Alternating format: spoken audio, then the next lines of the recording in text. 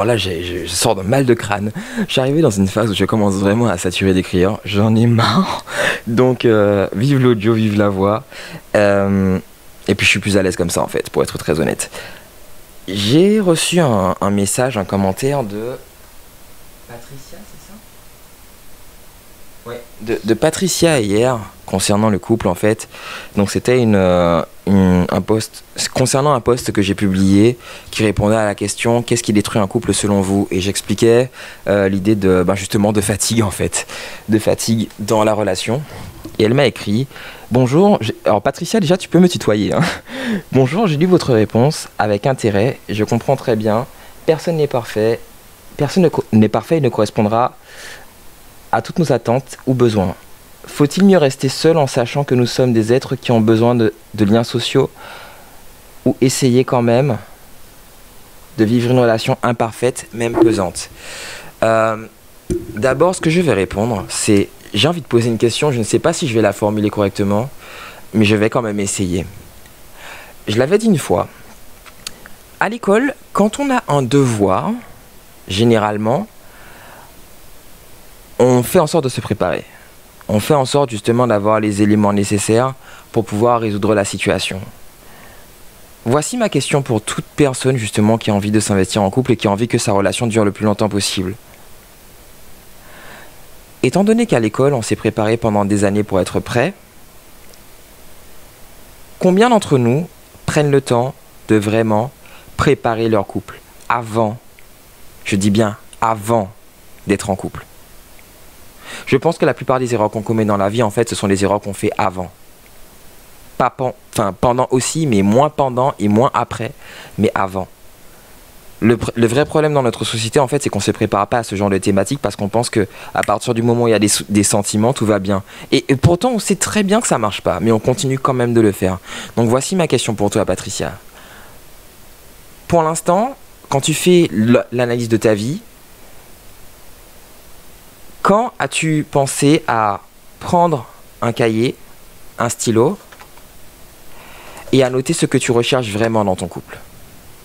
Et c'est pas un jugement, tout simplement parce que j'ai fait les mêmes erreurs. Mes premières relations, je n'avais jamais pensé, absolument jamais pensé, à juste réfléchir à ce que je voulais vraiment. C'est quelque chose qu'on ne nous inculque pas, en fait. Pourtant, ça fait sens. Chaque chose qui est importante dans notre vie, on essaie de s'y préparer. Mais pour le couple, non. C'est bizarre. Donc, à partir du moment où on prend conscience que le couple, c'est quelque chose de sérieux, est-ce que je peux poser? Attends, je vais poser. Oui, donc, désolé, à chaque fois en fait que j'interromps l'enregistrement, c'est parce que j'ai une mélodie en tête et qu'il faut que je l'enregistre et je vais pas l'enregistrer devant vous, ce serait un peu bizarre. Donc oui, par rapport à ce que je disais, en fait, on nous a pas inculqué cette idée de se préparer pour notre relation, et forcément, c'est comme si on te balance d'un avion et t'as pas de parachute, bah, on s'éclate la gueule, voilà. Donc, je pense que ce serait bien justement de commencer à faire les choses correctement et de prendre conscience de certaines choses. Je tiens vraiment à insister sur ce point, désolé. Donc, essayons vraiment justement de nous poser les bonnes questions, de trouver les bonnes, et en tout cas d'essayer de trouver les bonnes réponses et de nous focaliser sur les paramètres principaux. Tout d'abord, je pense qu'il y a quelque chose qu'il est important de préciser. Je dirais qu'il y a quasiment autant de couples, divisé par deux, mais quasiment autant de couples que d'individus, en fait. C'est-à-dire que en tant qu'humain, nous partageons certains points communs, mais nous avons aussi beaucoup de divergences dans nos expériences, dans notre façon de voir le monde, dans notre façon de conceptualiser les choses, dans nos relations, dans notre façon de percevoir nos relations.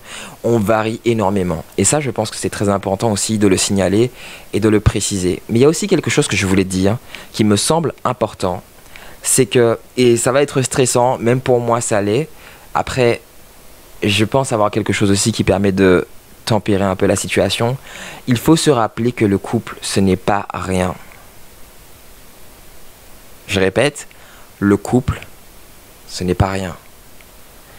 On décide, se mettre en couple, c'est décider de se mettre en relation avec la personne dont on estime que sur la planète Terre, elle est pas la meilleure, parce que j'ai expliqué que la meilleure, ça ne veut pas dire grand-chose. Se mettre en couple avec quelqu'un, c'est estimer, hein, estimer que... Oh, je sais quoi ça.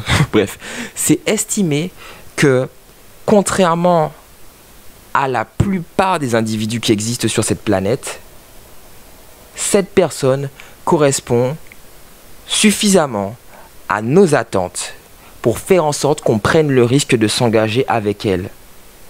Et je pense que quand on comprend ce que signifie se mettre en couple, parce que choisir quelqu'un, c'est exclure tous les autres, généralement, dans le couple classique tel qu'on le connaît. Choisir une personne, c'est exclure toutes les autres personnes. C'est pas juste, se dire ouais, je t'ai choisi. Non, j'ai dit non aux autres en fait. J'ai dit non à l'ensemble de la population mondiale pour toi. C'est pas rien. C'est pas rien. Et il est temps qu'on en prenne conscience. On s'engage avec une personne et généralement on ne la connaît pas vraiment. On ne la connaît pas totalement, ça c'est sûr, parce qu'elle-même ne se connaît pas totalement. Qui se connaît totalement? Je ne me connais pas totalement et pourtant je m'étudie depuis des années. Et on va essayer de faire en sorte que malgré tous les aléas que la vie va nous balancer à la figure, on arrive à se supporter suffisamment pour que ça dure durant des décennies. Je ne sais pas si vous vous rendez compte en fait. Déjà, moi, j'ai du mal à me supporter un mois. Je peux donner un exemple.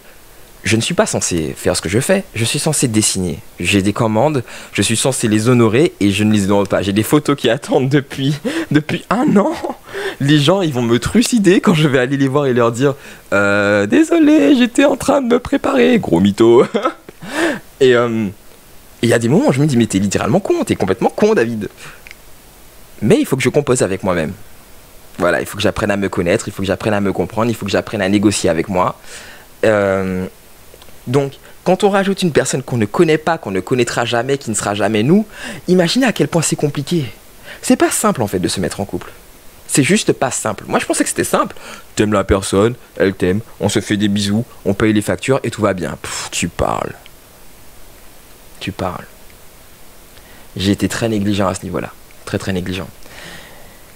Et de ce fait, à partir du moment où on prend conscience que se mettre en couple, c'est une énorme responsabilité, c'est un énorme risque, et surtout que le temps qu'on passe avec cette personne, c'est du temps aussi qu'on ne passe pas avec d'autres personnes. Et si cette personne n'est pas la bonne, ça veut dire que c'est du temps qu'on ne passe pas avec la bonne personne. La bonne personne. Ça existe, la bonne personne, je tiens à préciser. Ça existe parce qu'en fait, on a différentes personnalités, il y a des personnalités qui matchent plus que d'autres. Donc ça existe. Concrètement, si on est capable de s'entendre mieux avec certaines personnes qu'avec d'autres, ça signifie techniquement qu'il y a une personne avec qui on pourrait s'entendre beaucoup mieux qu'avec quasiment toutes les autres. Aussi simple que ça. Donc ça existe, la bonne personne. Par contre, la bonne relation, ça se construit, ça je suis d'accord. Donc voilà, on arrive dans une situation où on se rend compte que la personne est différente de nous, que la personne est complexe, que nous sommes complexes, que nous n'avons pas forcément toujours les mêmes centres d'intérêt. Et à côté de ça, on va essayer de vivre le plus longtemps possible. Mais c'est pas juste ça en fait le couple. C'est que derrière, quand vous allez faire des enfants, vous allez donner vie à un individu. Et votre choix de partenaire va déterminer la façon dont cet individu va évoluer dans le monde. C'est pas rien le couple. C'est l'une des choses les plus sérieuses qui soit. Et là, j'imagine qu'il y en a qui se disent oh, c'est stressant en fait. C'est stressant. En tout cas, même pour moi, qui ne suis pas quelqu'un qui stresse beaucoup, je me dis ouais, c'est vrai que waouh, si tu choisis la mauvaise personne, ça signifie qu'en fait ton enfant va peut-être subir une vie que tu ne veux pas qu'il subisse ou qu'elle subisse. Et de ce fait, ça signifie en gros qu'il sera ou elle sera peut-être misérable et qu'elle va transmettre cette misérabilité aux générations futures. C'est pas ce que je veux. Donc voilà, c'est la raison pour laquelle je réfléchis beaucoup à cette thématique, même si j'ai beaucoup d'autres priorités, j'ai d'autres priorités en tête, mais c'est vrai que c'est quand même quelque chose de fondamentalement important parce qu'on laisse quelque chose derrière nous, quelqu'un, quand tout va bien. Et si on fait en sorte, et surtout si on fait en sorte que la situation aille trop mal, cette personne ne va pas contribuer à améliorer la situation du monde. Et quand on a trop de gens qui ne contribuent pas à améliorer la situation du monde, c'est le monde qui est détruit en fait. L'être humain, on est des bombes atomiques, hein, je vous rappelle. On a conçu la bombe atomique, on est des bombes, on est dangereux. Faut qu'on le comprenne. On est dangereux. On l'a vu, on voit les guerres, on voit les conflits généralement, on voit les manifestations qui tournent mal, on voit ce que les humains sont capables de faire. On est potentiellement dangereux. Ce qui signifie qu'à partir de ce moment-là, on doit se prendre au sérieux. À partir du moment où on réalise qu'on est dangereux, on doit se prendre au sérieux. Et c'est pour ça justement que le